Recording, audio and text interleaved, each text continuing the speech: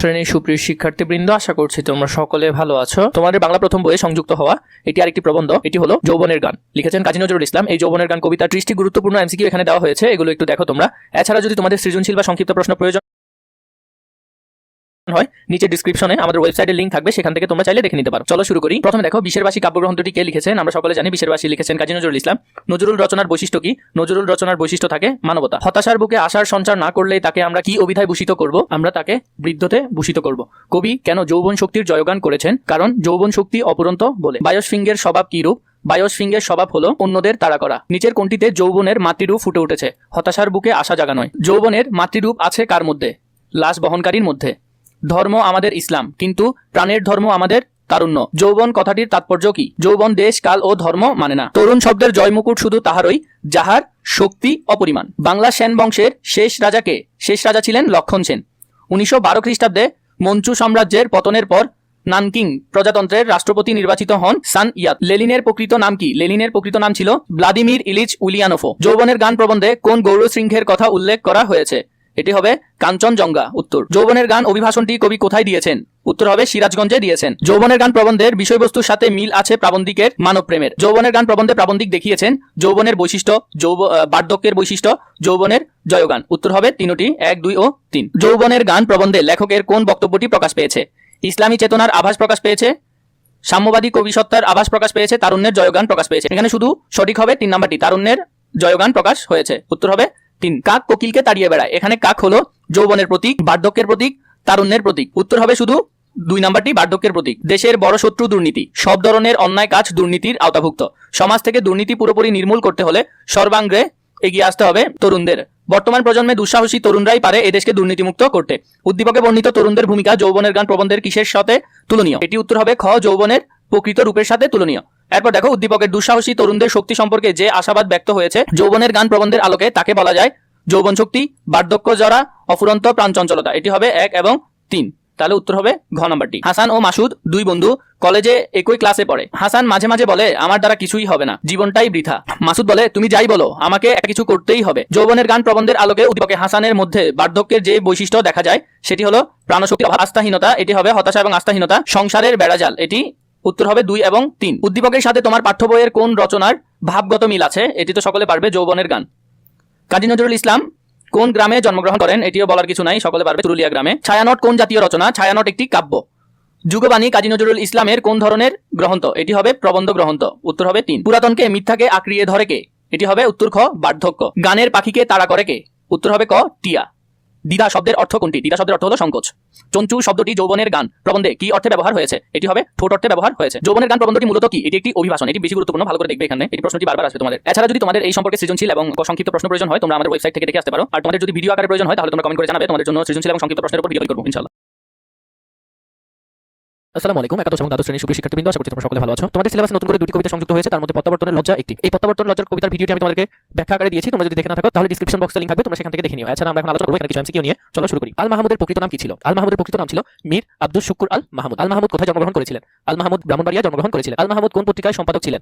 আল মাহমুদ দৈনিক গণকণ্ঠ ও দৈনিক কর্ণফুলীতে সম্পাদক ছিলেন। আল মাহমুদ কোন একাডেমিতে যোগদান করেছিলেন? আল মাহমুদ বাংলাদেশ শিল্পকলা একাডেমিতে যোগদান করেছিলেন। আল মাহমুদ যে গ্রামীণ জীবন ও প্রকৃতির চিরায়ত রূপ নিয়ে কবিতা রচনা করেছেন তা কি? তা হলো গ্রামীণ জীবন নিয়ে। আল মাহমুদ কি ধরনের সাহিত্য রচনা করেছেন? আল মাহমুদ গ্রামীণ জীবন ও প্রকৃতি নিয়ে সাহিত্য রচনা করেছেন। আল মাহমুদ কোন কাব্যগ্রন্থটি রচনা করেছেন? আল মাহমুদ লোকান্তর কাব্যগ্রন্থটি রচনা করেছেন। আল মাহমুদ কোন পুরস্কারটি লাভ করেছিলেন? আল মাহমুদ 21 পদক লাভ করেছিলেন। আল মাহমুদ কি বিষয়ে লেখালেখি করেছেন? আল মাহমুদ কবিতা, ছোট গল্প, উপন্যাস লেখালেখি করেছেন। আল মাহমুদ কখন মারা যান? উত্তর হবে খ, 2019 সালে মারা যান। কবি কেন ট্রেনটি ধরতে পারেনি? কারণ কবি সময়মতো স্টেশনে পৌঁছাতে পারেনি, আমরা কবিতা দেখেছি। কবিতার ব্যাখ্যাটি প্রয়োজন হলে তোমরা ডিসক্রিপশন বক্সে লিংক পেয়ে যাবে, সেখানে দেখে নিও, তোমাদের বেশি ভালো হবে। প্রত্যাবর্তনের লজ্জা কবিতা কবি কোথায় যাচ্ছিলেন? উত্তর হবে খ, শহরে যাচ্ছিলেন। কবি ট্রেন ধরতে না পারার পরে কি অনুভব করেছিলেন? উত্তর হবে খ, হতাশা অনুভব করেছিলেন। কবি ট্রেন ধরতে না পারার পর কোথায় ফিরছিলেন? গ্রামের নিজ বাড়িতে ফিরছিলেন। কবি বাড়ি ফিরতে গিয়ে কি দেখেছিলেন? কবি বাড়ি ফিরতে গিয়ে নদী, গ্রাম এবং আটচালা এটির উল্লেখ আমরা কবিতা দেখতে পাই, কবিতাটি তোমরা ভালো করে পড়বে। কবি তার মাকে কিভাবে দেখেছিলেন? উত্তর হবে খ, হাসি খুশি দেখেছিলেন। কবির মায়ের প্রতিক্রিয়া কি ছিল? তিনি আনন্দিত হয়ে বললেন। কবি তার মায়ের প্রতি কি অনুভূতি প্রকাশ করেছিলেন? উত্তর হবে স্নেহ। কবি যখন বাড়ি ফিরলেন তার মা কি বললেন? তুমি না থাকলে আমাদের ঘর শূন্য হয়ে যায়। এটি কবিতার শেষের দিকে লাইন। কবি তার পরিবারকে শহরে যাওয়ার বিষয়টি জানাতে চেয়েছিলেন। উত্তর হবে হ্যাঁ, জানাতে চেয়েছিলেন। কবি তার পরিবারকে শহরে যাওয়ার বিষয়টি জানাতে চেয়েছিলেন। উত্তর হবে হ্যাঁ, জানাতে চেয়েছিলেন। এই প্রশ্ন 2বার চলে এসেছে এখানে। কবি বাড়ি ফেরার পথে কি দেখেছিলেন? তার পরিচিত সে নদী। কবি কিভাবে তার ফিরে আসার লজ্জা মুছে ফেললেন? মায়ের স্নেহে জড়িয়ে। উত্তর হবে খ। কবি তার মায়ের কোন আচরণ দেখে শান্তি পেলেন? তিনি তার দিকে হাসি দিয়ে তাকালেন। কবি তার মা এবং বাবাকে কি নিয়ে কথা বলছিলেন? কবি তার মা এবং বাবাকে কি নিয়ে কথা বলছিলেন? ট্রেন ধরার সময় নিয়ে। প্রত্যাবর্তনের লজ্জা কবিতায় কবি কুয়াশায় কাঁপছিলেন, তখন তিনি কি দেখেছিলেন? খ। পরিচিত নদী। কবি যখন বাড়ি ফিরছিলেন তখন তার মা কি করছিলেন? রান্না করছিলেন কবির মা। কবির মা কিভাবে তার শূন্যতা অনুভব করেছিল? তিনি হাসতে হাসতে বলেছিলেন। কবি তার মায়ের প্রতিক্রিয়া কি অনুভব করেছিলেন? শান্তি। তোমাদের যদি এটির পিডিএফ প্রয়োজন হয় তোমরা কমেন্ট করে জানাতে পারো, অথবা আমাদের ফেসবুক পেজে মেসেজ করতে পারো, তাহলে পিডিএফটি তোমরা পেয়ে। আসসালামু আলাইকুম, একাদশ দ্বাদশ শ্রেণীর সুপ্রিয় শিক্ষার্থীবৃন্দ, আশা করছি তোমরা সকলে ভালো আছো। তোমাদের বাংলা বইয়ে সংযুক্ত হওয়া নতুন দুটি কবিতার মধ্যে এটি হলো ঋতুর বর্ণন। প্রত্যাবর্তনের লজ্জা নিয়ে আমি এমসিকিউ আকারে ভিডিও দিয়েছি। এখন এটি হলো ঋতুর বর্ণনের। ঋতুর বর্ণনের কবিতাটি যদি তোমরা ভালো করে পড়ে না থাকো, আমি প্রতিটি লাইনের ব্যাখ্যা সহকারে তোমাদের জন্য দিয়েছি। তোমরা চাইলে সেখান থেকে দেখে ভালো করে বুঝে এমসিকিউ পড়তে পারো। এতে করে এমসিকিউ বুঝতে তোমাদের অনেক সুবিধা হবে। তাও আমি তোমাদেরকে কবিতার ব্যাখ্যা সহকারে এমসিকিউ গুলো বুঝিয়ে দিব, আশা করি তোমাদের কাজে আসবে। চলো শুরু করি। আলাওলের জন্ম, এটি জন্ম হবে মানে ভুল আসছে, কোথায় হয়েছিল? আলাওলের জন্ম হয়েছিল ফরিদপুর জেলায়। আলাওল কোন সময়ে? এটি জন্ম হয়েছিল ফরিদপুর জেলায়। আলাওল কোন শতকে জন্মগ্রহণ করেন? আলাওল 1700 শতকে জন্মগ্রহণ করেন। আলাওল এবং তার পিতা পর্তুগিজ জলদস্যুদের কবলে পড়েন কোন সময়ে? এটি হবে 1700 শতকের সময়ে। আলাওল কোথায় উপস্থিত হয়ে বেঁচে যান? আলাওল আরকানে উপস্থিত হয়ে বেঁচে যান। আলাওল রাজসভায় কোন রাজার সেনাদলে কাজ পেয়েছিলেন? সেটি হবে আরকান রাজার। আলাওলের পৃষ্ঠপোষক মগন ঠাকুর ছিলেন, তিনি রাজ দরবারের প্রধান আমাত্য ছিলেন। আলাওল কোন কাব্য রচনা করেন? আলাওল পদ্মাবতী কাব্য রচনা করেন, এটি বেশি গুরুত্বপূর্ণ, ভালো করে দেখবে। আলাওল কাব্য চর্চার জন্য কোন ভাষাগুলিতে পারদর্শী ছিলেন? উত্তর হবে সংস্কৃত, ফার্সি এবং আরবি ভাষায় পারদর্শী ছিলেন। আলাওল কোন সালে মৃত্যুবরণ করেন? আলাওল 1680 সালে মৃত্যুবরণ করেন। তারপর দেখো কবিতায় প্রথমে কোন ঋতুর বর্ণনা দেওয়া হয়েছে? আমরা কবিতার প্রথম লাইনে যদি খেয়াল করি, তাহলে ওরা প্রথমে বলেছে প্রথমে বসন্ত ঋতু, তাহলে প্রথম লাইনে বসন্ত ঋতুর কথা উল্লেখ আছে, তাহলে আমরা উত্তর দিব খ, বসন্ত ঋতু। মলয়া সমীর কথাটি কোন ঋতুকে নির্দেশ করে? মলয়া সমীর মানে হলো, আমরা দেখেছি মলয়া সমীর মানে স্নিগ্ধ দক্ষিণা স্নিগ্ধ বাতাস। এখন দক্ষিণা স্নিগ্ধ বাতাস কখন থাকে? নিশ্চয় বসন্তের সময়, তাহলে উত্তর হবে বসন্ত। তারপর দেখো কুকিল কলরব শব্দটি কিসের সঙ্গে সম্পর্কিত, মানে কোন ঋতুর সঙ্গে সম্পর্কিত? এখানে এটির উত্তর হবে বসন্ত ঋতু। আমরা কবিতায় দেখেছি বসন্তের সময় কুকিল ডাকে সবদিকে এবং সবদিকে ফুল ফুটে, তাই মুখরিত একটি ব্যাপার থাকে। এরপর দেখো 13 নম্বর, নিদাগ সমুদ্র অতি প্রচন্ড তপন। নিদাগ আমরা কবিতায় দেখেছি নিদাগ শব্দের অর্থ হলো গ্রীষ্মকাল, তাহলে এখানে বলেছে কোন ঋতুর বর্ণনা আছে? এখান থেকে একটু দেখে নাও। দেখো নিদাগ, নিদাগ অর্থ হলো গ্রীষ্মকাল, তাহলে আমরা উত্তর দিতে পারতেছি গ্রীষ্মকালে। তারপর দেখো শুনিতে যুবক মনে জাগে অনুভব কথাটি কোন ঋতুর প্রভাব নির্দেশ করে? এটি হবে বসন্ত ঋতু। যুবক মনে জাগে অনুভব আমরা কবিতা যখন পড়েছি তখন আমরা দেখেছি যে তখন দেখেছি কোকিলের ডাক, এই বসন্তের সময় এত সুন্দর ফুল, স্নিগ্ধ বাতাস, এগুলোর কারণে যুবকদের মনে বিভিন্ন ধরনের প্রেম ভালোবাসা জাগে, তাই এখানে বলেছে অনুভব কথাটি।